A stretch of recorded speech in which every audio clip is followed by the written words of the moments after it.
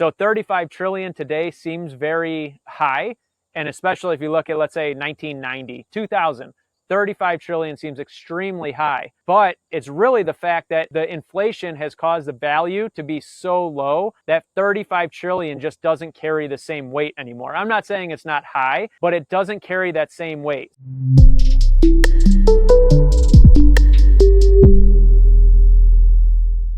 Good morning, Mike. We got another episode of the Daily Dollar together. This one's going to be a big one. So big that it has 12 zeros in it. I want to talk about the national debt surpassing $35 trillion. I would say for the first time ever, but that's kind of obvious when the debt's always growing. But we're at 35 trillion. I want to talk about how people might not understand how that even comes about. Where does the national debt come from? How does it grow? How quickly is it growing? Because before we got on and we knew this was going to be our topic, I was thinking the national debt was at like 20 trillion or something like that. I didn't quite understand the number. It's not one of those numbers that I look at all the time. So let's start off. It's at 35 trillion. What are your initial thoughts? And then let's dive into where that's coming from. How is it growing? Yeah, man. So like you said, I thought it was 20 trillion is what you said. Most people, like we've talked about in other episodes, you stop a random American and say, hey, where's our national debt right now?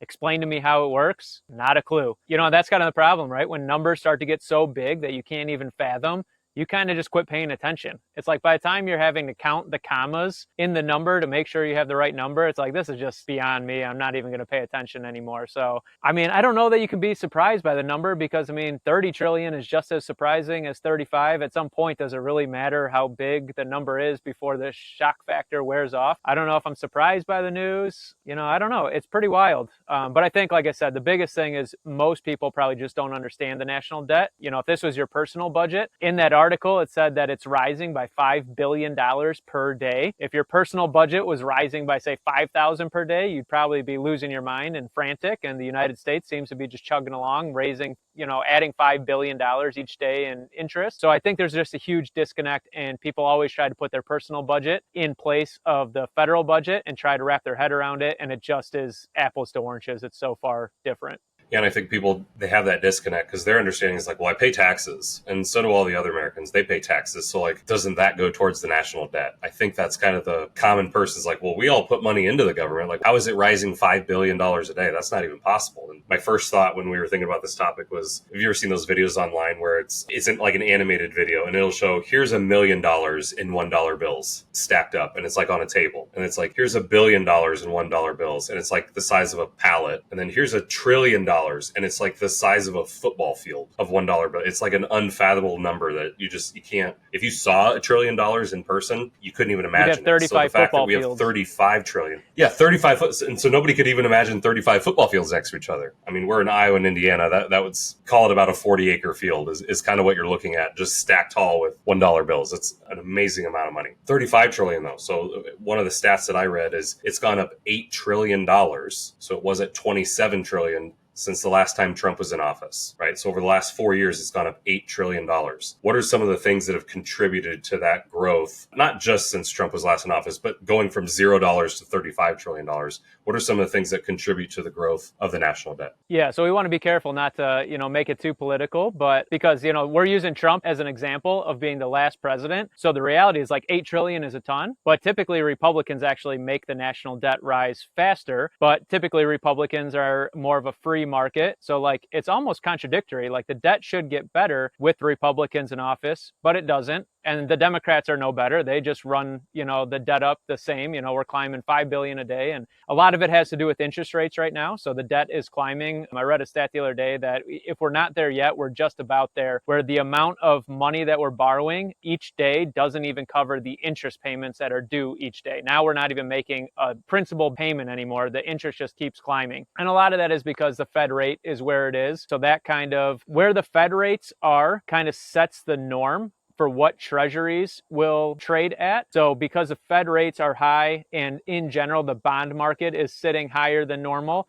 Right now, the US government sells their treasury bonds and they have to be competitive rate-wise with the market. So those rates are higher. So they're basically taking out new loans at higher rates than what they were 3 years ago. And taking out those new loans at higher rates is causing the debt to roll over and just keep growing right now. So talking about your question, you want to get back to your taxes. Like, people pay taxes, and that's a confusing one. So the taxes, that's what people don't realize is, first of all, nobody would vote for the guy who said, I'm raising taxes in order to pay down the national debt, because the tax rate would have to go through the roof and you'd be working for almost free. You'd just be working to pay the government to pay down the national debt. Obviously, the first thing that comes to mind, right? Everybody says, like, I didn't raise that national debt. I'm not going to work and pay 90% taxes because some guy raised the national debt. Like, that's not going to happen. So it can never go down because no American agrees with that. In theory, they want the debt to go down, but nobody wants to bite that bullet and pay for it themselves. So what happens basically is we receive income, just like a normal family has their income source, and then the government has expenses, just like we have expenses as a family. So those expenses and the income, typically on a budget, in our personal household, they should weigh out. There should actually be more income than expense, and then we invest that money.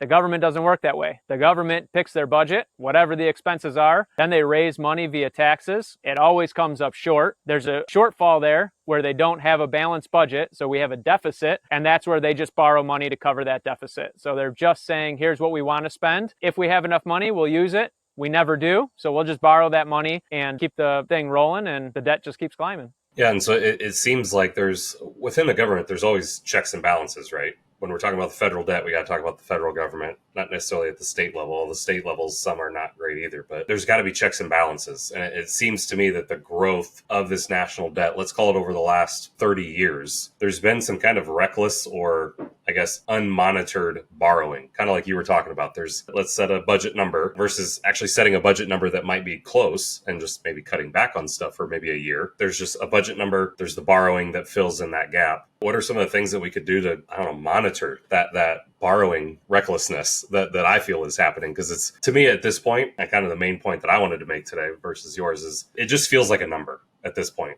Like, it doesn't feel impactful to me as a citizen, to probably a lot of normal people. You hear 35 trillion and you're like, that's the federal debt. And it's just a number that doesn't impact me because it's not something I've ever seen or will ever come in contact with, I guess, but it's just an arbitrary number. And so my feeling then is that the government has kind of that same thought of, like, we have our budget number, here's what the cost is going to be, we'll raise, taxes will cover this much, we'll borrow the rest. It's just a number on paper. Is that a valid thought, or am I just kind of willy-nilly about it? Yes and no. So, there's checks and balances in place. Then the argument becomes, are these legitimate checks and balances, or are they just meant to look like it's a check and balance? So the government, when they're short, they have to sell treasury bonds in order to make up that gap. So they issue a bond and they receive the cash to cover that shortfall. Anybody, well, not anybody, but generally anybody can buy these bonds. A lot of times foreign countries will buy US dollars to hold as an asset.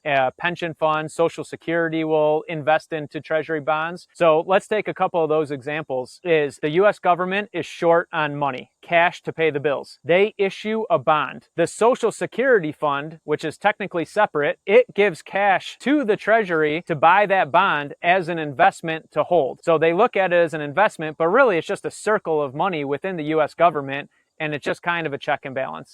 Talk about the Fed as well. So if all these sources come up, the Treasury has more bonds that they need to issue than there are buyers. The Fed is always there as well. And the Fed is always buying. And by the fact of the Fed buying, it holds rates kind of where the rates need to stay because they have unlimited money to step in and buy bonds at any time. But the Fed is technically separate of the Treasury. But anytime the Treasury needs money, the Fed can just buy the bonds and they just swap a loan payment, which would be a bond, for cash from the Fed. And the Fed is just a computer system that just adds more zeros to the back end of the Treasury account. And like magic, there's money in their account. And this process just keeps going. So those checks and balances theoretically are there, but a lot of them are just kind of a loop back around to the main source, which is the federal government. With that, though, have to look and say the fact is an American family could not manage their money this way. They would go bankrupt. Now, obviously, skeptics would say that, and I shouldn't say skeptics, the common thought would be that America will go bankrupt doing this. The economic theory behind doing this, and there is some truth to it, is the fact that as long as America keeps growing at a pace that is greater than the debt growing, the inflation will wash away the debt payments. So 35 trillion today seems very high. And especially if you look at, let's say, 1990, 2000, 35 trillion seems extremely high. But it's really the fact that the inflation has caused the value to be so low that 35 trillion just doesn't carry the same weight anymore. I'm not saying it's not high, but it doesn't carry that same weight. So the economic theory is that as long as we can keep producing and growing the income side of things, we can allow the debt side and the expense column to grow at a similar pace, because we can always have a booming economy that offsets this growing debt. The problem would come in a recession or depression if that economy comes to a screeching halt and that debt is still growing. That's where we run into a problem where we have a crossroads, and then all of a sudden you'll see interest rates drop to try to boost the economy, and then the Treasury is selling bonds at lower interest rates, and this cycle just keeps continuing on because it's all theoretical, and with theory, things change as we learn. So that theory is always adjusting, and tomorrow we have new information on whether that theory worked or not, and then they make new decisions, and they're always trying to make sure that the economy of the United States stays chugging along and stay a powerhouse in the world. I am super excited to introduce to you the Doctors and Dollars 5-Day Financial Challenge. I'm Mike Neubauer, I'm CEO of Grand Vision Companies, and I'm the one that you see on the Wealth Wednesday and Daily Dollar episodes with Nate. So Nate and I are partnering again to do something even more exciting, which is the 5-Day Challenge.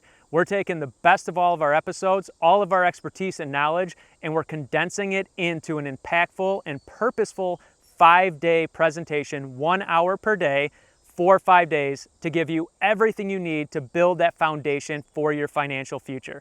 So if you're looking to gain the pieces, you want those puzzle pieces and find out how they fit in your financial plan, head over to the Doctors and Dollars website, join us on the 5-day challenge. We're putting it together for free, so you got nothing to lose. We look forward to seeing you on the inside. Gotcha. Yeah. So you kind of led me right into my next question was, we talked about, again, not being too political, but just the growth of the national debt since last time Trump was in office. So in the last 4 years, I got to be fair in that interest rates were down during those first couple of years that Biden was in office, right? And so essentially it was bound to rise, right? You lower interest rates, we got to re-stimulate the economy, after the pandemic happened. That makes sense, right? We're going to have lower interest rates. We got to reboost the economy. Now that interest rates have been high, right? I mean, you compare it to the last 100 years and interest rates are, pretty typical right now, but everyone experienced the 2 and 3%. And so they see 7 and they're panicking. What would it do to the debt if we were to all of a sudden, let's say, lower interest rates to 4%? That obviously adjusts the bond rate, 2025. Then you look at spending, budgetary spending and borrowing.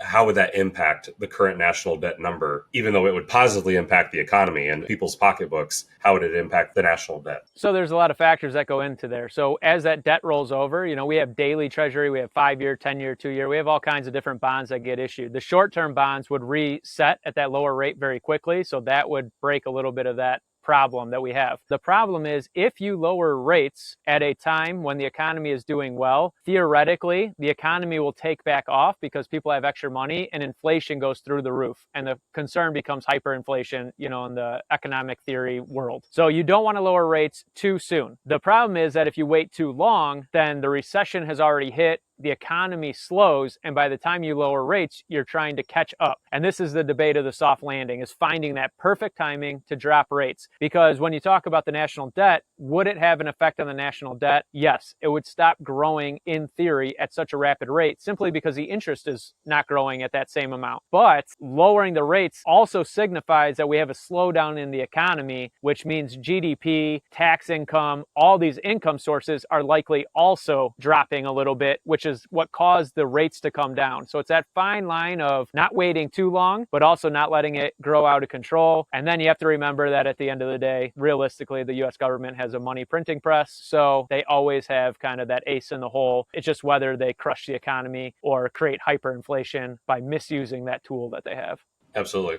Yeah. Good transition into talking about the Fed. They do play a big role in this, I think, right? You set the budget, you have your expenses, you issue bonds, then to fill that gap, if there's not enough buyers of those bonds, the Treasury can step in with their computerized dollars and print more money. If there was a check and balance there, maybe with the Federal Reserve even, and again, an actual check and balance, maybe not one of those kind of simulated ones, what would that buying power that the Federal Reserve have, if we check that and balance that, what would that do to the national debt? Yeah, so we're or talking are they about, a necessary evil? Yeah, so you talked about the Treasury. So just to make very clear, so the Treasury is the U.S. government. When money is short, they issue bonds. The Fed is our, central bank. It's a board of independent governors that they decide what our interest rates are, and they have the money machine that can buy bonds. That's how the transfer works, is they buy bonds, so it's not technically money printing. So that check and balance technically is there. The Fed will buy and back off of buying bonds to adjust market rates. So if foreign countries come in and they're buying U.S. treasuries, Social Security is buying treasuries, pension funds are buying treasuries, the U.S. Fed will step in and buy as necessary to kind of balance those rates. Because if you leave it to free market, you lose that control. The Fed likes control of things. So they'll either buy aggressive, which will push rates down, or they'll back off, and then the market will start. The US government has to pay higher rates in order to incentivize outside players. So these are always adjusting. That check and balance technically of the Fed and the Treasury is that fact right there. That technically the Fed does not have to buy the Treasury notes. Technically they could wait, or they could buy all of them. They can step in. However, the other check and balance is that technically the Fed has to set the rates for the Fed, which is banking interest rates, interbank lending. The Fed setting those rates has a huge impact on the bond market, and vice versa. What the bond market is doing also influences the Fed's decisions, because they use that as an indicator for what's going on. So the check and balance is the fact that the Fed cannot tell the United States, hey, we'll just buy these bonds at 0%.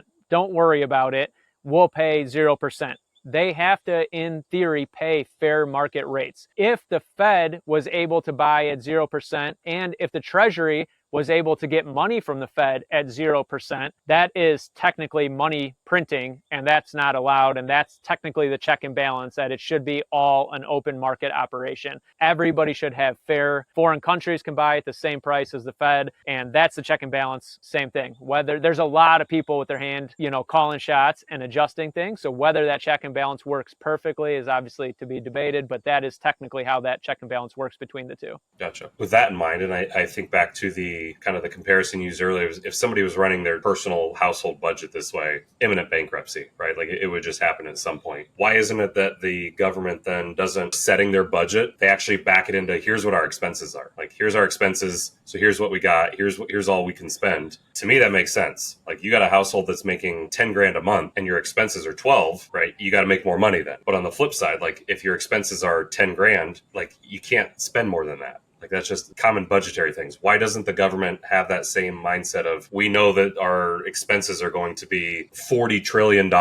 in quarter one. Let's only spend $40 trillion. Like, that's our budget. Yeah, if it were only that easy, right? That takes politics all agreeing on the same thing, that this is a problem, and then putting all the other economic and socioeconomic factors aside for a political party. So the reality of why the government doesn't have a balanced budget is, well, I'll give you a perfect analogy. You like analogies. If you wanted to balance your budget and you said, I have more expenses than income, so you said, listen, family, we're going to cut back on what we're spending drastically. We may have to move into, mom and dad's house for a while to really cut back. We're going to sell the cars. We're going to make a stance to say no more overspending. We're going to have a balanced budget. Your wife and kids would lose their mind and say, I am not living at mom and dad's. I am out of here. Let's say your kids had the ability to just choose a new family. They said, if you're doing that, Dad, I'm going to a new family. You're now in a position to say, do I want to lose my kids and my family to make this strong stance? Or do I just give in and I'll just figure this out later? Somehow we'll solve this problem in another way because I don't want to lose my family. Obviously, that's not an exact perfect that your family's not going to leave, but that's the exact reason we don't have a balanced federal budget. The politician that stands up and actually says we're going to have a balanced budget will make a lot of people mad, because there's programs that are funded with borrowed dollars that people believe are very important. And if you take away those programs, whatever they may be, call it Social Security and Medicare,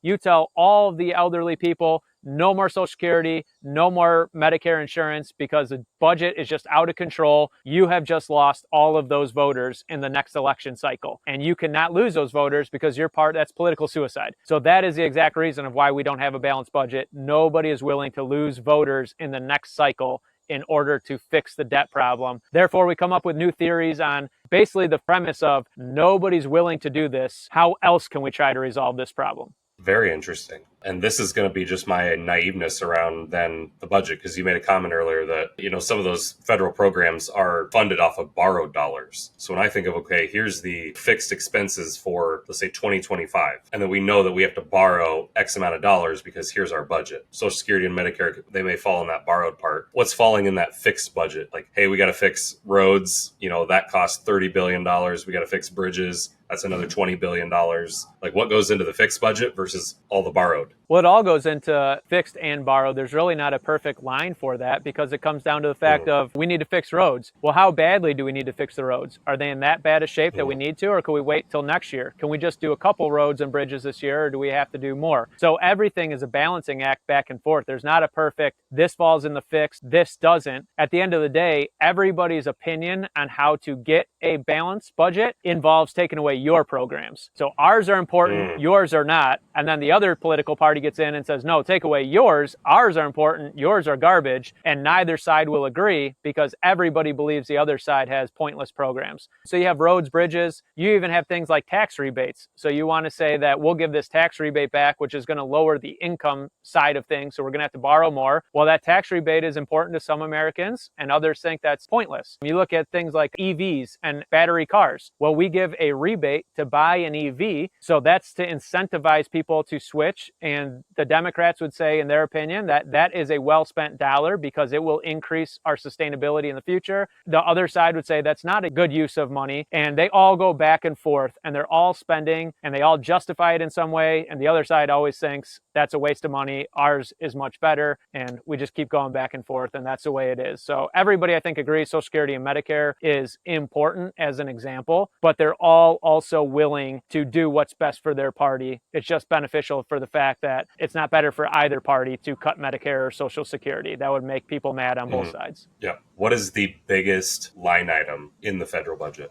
Yeah, I don't know 100%. I know military spending by far is up there. We spend more than any other country, which same thing, have your opinions. But, you look at some countries like Canada, who has a very limited military and spending. And the reality is they don't have a lot of protection, but they rely on so they work out trade agreements with the United States to say, you provide the protection, we'll agree to these trade agreements, and we're your frontline defense because anybody coming from the north has to come through us first. So the battle happens on Canadian territory, not U.S. territory, because we're willing to take that as our, give in the partnership. You take care of the funding and provide the big, strong military. So these agreements happen all around the world. I don't know for sure what is the number one top dollar. We can look it up and put it in the article. We always have an article that I write after these episodes. So I'll put it in there. But yeah, I'm sure Medicare, I'm sure Social Security are big, big expenses, and it goes all the way down to little tiny one-off kind of tax credits and stuff like that. So yep. I had a feeling it might be Medicare. Government spending is probably number one. I think Medicare is maybe number two. But again, we'll fact check it and let the audience know. Thinking of Medicare, though, because one big thing that we're focused on within our family office and building wealth over generations, we have one generation that is flooding the retirement market right now. Baby boomers. With baby boomers, more and more going on to Medicare over the next, let's say, 10 years, that obviously increases the Medicare budget. Has to, right? How is that going to affect the debt? Or is there ways to offset Medicare spending in other places to alleviate that? Because you and I can't be the only ones really thinking about, the baby boomer population getting into retirement right now. The government's got to be thinking about it as too. It's a number of different factors like everything. So in theory, right, you can always solve that problem because they can borrow more money. So they could issue the fact that Medicare's falling low. We need a large cash amount to put in to raise the system. They borrow money to make that cash investment. It's back stable. Everything's fine. That's one just super basic. We talk about the boomers. Well, if you look at the coming up generations, those are a little bit smaller generations. So the idea would be also that if you can get through the boomers, the future generations, you kind of have an up and a down. So you have all of a sudden a low generation that rises and then it takes off Medicare and then you have a big generation come again. So it's always a roller coaster. Some facts to consider though as well is people are living much longer. The systems are built on life expectancies. As medicine gets better and better, life expectancy should rise, which makes it more difficult. The cost of healthcare and the inflation is driving the cost of healthcare even higher. So it's getting more expensive just to do regular doctor's appointments. So you do have that rising cost. The other thing that even the people that are upset about immigration said, go either way on your political views, but even the people that are upset, the reality is immigration coming in and those people getting jobs does offset some of that fear for the Medicare system running out of money money because we have an influx of people that were unexpected. It's not babies created by our generations. It's outside people coming in and balancing out and kind of giving a bottom to that Medicare funding going in. Granted, of course, they got to be paying legal, taxable jobs. But I think for the most part, that does happen. A lot of people are entering the system. They're getting Social Security number and paying. But it's just another thought that a lot of people don't realize how interconnected all of these pieces are. And it's very easy to get tunnel vision and read an article and focus on one piece. But it's so interconnected that it's just not a simple, easy answer. If it was, we would have done it. It's not like anybody wants to be in this position with debt rising at $5 billion per day. It's just not an easy answer because somebody will be very mad if you make a decision that is against what their beliefs are. Yeah, absolutely. One of my final thoughts is around Social Security. So we know that's a separate entity, right? In and of itself technically within a trust. the budget. Technically, it's a separate trust. Like it's got its own, So we set up trusts. Bingo. They set up a trust as well. Yeah. There's been articles in the past, and maybe this is another video, but that Social Security could run out in the next 10 years. Do you see a situation where the federal government, or more specifically the Fed, is there a way that Social Security could issue bonds to then the Fed comes in and kind of refunds Social Security so that program does not run out in the next 10 years? So let me ask you this. Is that all theoretical or is that possible? So it is possible, it just doesn't work in that exact way. So the Fed can't necessarily give that money. The Fed doesn't borrow money. What the Fed does is it'll back banks, commercial banks, and then commercial banks can lend money as necessary. In the theory that you brought up, it would just basically be kind of the back end way where Congress would make a decision to fund Social Security at a higher level. Obviously, the money wouldn't be there. They would issue treasury bonds, and the Fed could step in and buy those bonds to prop up Social Security. Will Social Security run out? That's the question people would want to know. Let me ask you, if you were the president of the United States and you wanted to get reelected, would you ever allow Social Security to run out on your watch? Absolutely not. Therefore, it's very unlikely Social Security runs out because whether you're a Republican or whether you're a Democrat, if Social Security payments stop showing up in people's accounts on your watch, you might as well not even run for the next election. You might as well just write it off and say the other side wins because we quit paying Social Security. And because no side would ever be willing to do that, there will be something that comes in, whether it's a theory that you brought up, whether there's some new random tax, a new idea, a new cap on Social Security payments, whatever it is, something will come in long before they just stop making payments and say, sorry, we ran out of money. That makes sense. So don't worry, American people. It's going to stick around. Keep paying into Social Security with your checks. At the same point, though, too, it's like, it is true. So don't worry, because that's just not going to happen. Politics will not allow that to happen. But it always, you just would think, when you play that game, musical chairs, at the end, some point, there's two people, call it two political parties, some point the music stops and there's only one chair. And it's like, man, this has been going on for a long time. In theory, it can continue as long as the income grows equal to the expenses. But man, everybody, and I kind of feel the same, is like, at some point, doesn't the music stop? And then there's only one chair, and whoever gets it, gets it. The other side just, sorry. Yeah, good point. Final thoughts from you on our national debt. Final thoughts. I mean, it's growing like crazy, out of control. I think we brought up a lot of U.S. points. I think there's a lot more world economics that go into it as well. I think the U.S. would love to drop rates and make life easier at home. I think the government would love for these articles to stop getting published about how national debt is hitting new records. And they would love to drop rates in order to do that. The problem is if you drop rates too soon, other countries also issue bonds. So money may leave the United States and go to these other countries. It may boost the economies of these other countries, and the U.S. wants to have a stronghold on the world economy. So I think there's just a lot of moving factors. At some point, we're starting to see other countries starting to drop their rates, which allows the United States to safely drop their rate. And I'm sure the U.S. has a lot of control in at what point do these other countries and allies start doing this. But I think final thoughts are just everybody on both sides would love for these articles not to get posted while they're in office. They would love to solve this problem. They just can't solve it yet in a way that doesn't make too many people mad that they lose an election. So we keep running these theoreticals, and the idea is not to really worry about the national debt, have an understanding of where it comes from and why it's there, but really get your finances in order so you're on the correct side. Because the reality is that as this national debt keeps climbing every day, really that's signifying that your dollar in your bank account is worth less and less. And because it's worth less and less every day, you need to focus on what you can control, which is making sure that the dollars in your account keep growing at the same rate, at least as inflation. You want to outpace inflation. If you're not outpacing inflation, you're not actually growing at all. So that's really where it hits home on the personal side of things, is make sure your dollars don't sit and wither away because inflation keeps climbing based on the government's decisions. You need to keep up and be smart and know how to properly invest and set up your different tax strategies, so that you're keeping up with the national debt growth, which is realistically a part of the inflation equation. Absolutely.